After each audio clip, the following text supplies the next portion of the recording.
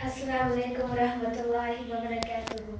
My name is Jabeen, and today I'll be talking about my poster, which is about the 5 pillars of Islam.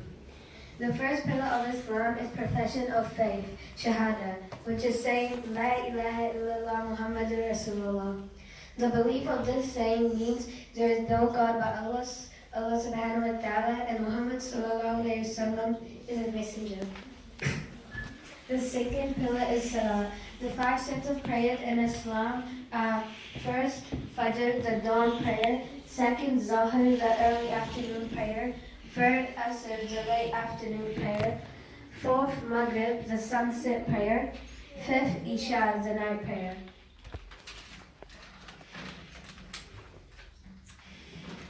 The third pillar is Zakat. Zakat means that which purifies.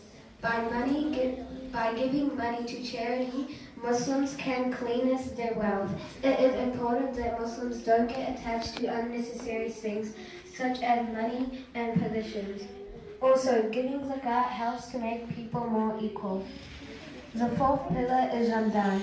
During Ramadan, Muslims fast, meaning before Fajr down, they stop eating and drinking, and after sunset, they can eat and drink anything. The fifth pillar is Hajj. You should go to Hajj at least once in your lifetime if you have the strength, wealth, and time. Thank you for listening.